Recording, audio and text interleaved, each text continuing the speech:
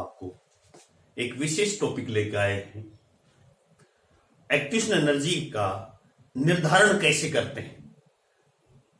पिछले वीडियो में आपने कंसेप्ट ऑफ एक्टिवेशन एनर्जी के बारे में बताया गया था। इस बार हम किस प्रकार से डिटरमाइन किया जाता है एक्टिवेशन एनर्जी को, संकीर्ण ऊर्जा को किस प्रकार से निर्धारित किया जा सकता है, इस संबंध में दो विधियां हैं। हम यहां इस वीडियो में दोनों विधियों का वर्णन करेंगे। एक्टिवेशन एनर्जी के बारे में आप जानते हो, एक्टिवेशन एनर्जी वह अतिरिक्त न्यूनतम ऊर्जा है जिसको प्राप्त करके रिएक्टेंट्स मॉलिक्यूल्स उत्पाद में बदल जाते हैं। ओके, ये एक्टिवेशन एनर्जी है। इसका हम किस तरह से निर्धारण करते हैं? पहली विधि है ग्राफिकल मेथड, बहुत इजी, आलेखी विधि। ग्राफिकल विधि में यहां आर्नियस समीकरण का उपयोग करेंगे।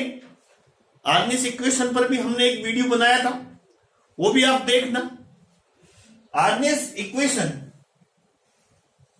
के बराबर ए ई की power minus E A upon R T.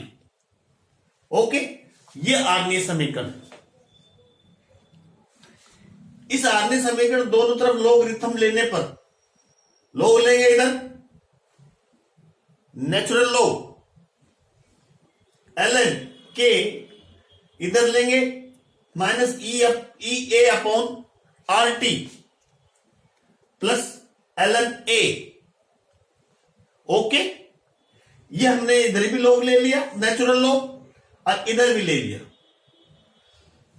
इसके आगे हम log 10 लें तो ये नेचुरल log 10 2.303 log 10 के बराबर E A upon R T plus 2.303 log 10 A. Okay, ये हमारी एक्टिवेशन एनर्जी है ही। फिर इस हम समीकरण को इस रूप में भी लिख सकते हैं, log के minus E upon 2.303 are T plus log ए। आराम से लिख सकते हैं इसको। ये जो समीकरण है ये एक साधारण समीकरण, सिंपल समीकरण लाइक दैट y बराबर एम सी प्लस सी, इसका एक रूप है। ये समीकरण y एम सी और c की भांति है, इसका एक फॉर्म है। जब log k और 1/t के मध्य ग्राफ खींचते हैं तो एक सरल रेखा प्राप्त होती है। जब हम एक ग्राफ खींचा log k और 1/t के मध्य ग्राफ खींचते हैं, हमें सरल रेखा प्राप्त हुई। इसका जो स्लोप है वो ज्ञात कर लेंगे। इस स्लोप की सहायता से एक्टिवेशन एनर्जी का मान की गणना कर सकते हैं, ज्ञात कर सकते हैं। स्लोप का मान ज्ञात किया हमने, slope minus E upon 2.303 R और एक्टिवेशन एनर्जी बराबर 2.303 गुणा स्लोप। इस प्रकार से स्लोप को कैलकुलेट करके हम एक्टिवेशन एनर्जी का मान इस विधि ग्राफिकल मेथड द्वारा आसानी से ज्ञात कर सकते हैं। एक तो ये मेथड हो गया, क्लियर। दूसरा मेथड दो तापों के वेग स्थिरांकों द्वारा, मतलब दो टेम्परेचर पर हम किसी अभिक्रिया के रेट कांस्टेंट ज्ञात करेंगे। इन्हीं दो टेम्परेचर पर किसी अभिक्रिया के वेग स्थिरांक अलग अलग ज्ञात करेंगे। किन्हीं दो तापों पर किसी अभिक्रिया के रेट कांस्टेंट ज्ञात कर उसके मान को आर्नियस समीकरण में रखकर एक्टिवेशन एनर्जी का मान ज्ञात किया जा सकता है। मान लीजिए टेम्परेचर T1 पर रेट कांस्टेंट है K1 और T2 पर रेट कांस्टेंट है K2। दो ताप ली, एक T1 उस पर रेट कांस्टेंट आया मान लीजिए K1 और दूसरा ताप T2 जिस पर रेट कांस्टेंट आया K2। अब इनका मान हमें समीकरण वही आर्नियस समीकरण में रखेंगे। आर्नियस समीकरण ये आर्नियस समीकरण ये आर्नियस समीकरण, इसको दो भागों में बांटे। टेम्परेचर T1 पर ले लेंगे K1, दूसरा टेम्परेचर T2 पर K2। तो यहां K1 ले लिया या T1 टेम्परेचर ले लिया, यानी समीकरण का एक रूप है, ये K2 है और दूसरे पर T2 ले लिया, तो इस समीकरण को दो समीकरण में विभाजित कर T1 K1 और T2 K2 के अनुसार लिखते समीकरण 1 और समीकरण 2। क्लियर? दो समीकरण हो गए। अब समीकरण 1 और 2 से दो में से एक घटा दीजिए, दो में से एक घटा दीजिए, तो log K2 minus log K1 minus EA/अपॉन 2.303 RT2 plus EA 2.303 RT1,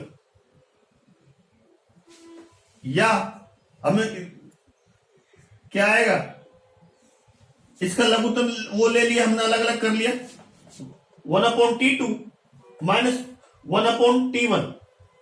clear? अगर देखिए लोग K2/K1, यहां K2/K1 बराबर E/अपॉन 2.303 R, वो 1/T2 minus 1/T1। Clear?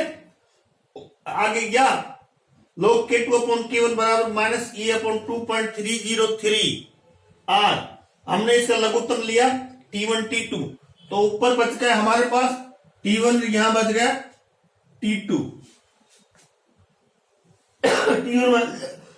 T1 minus T2 upon T1 T2।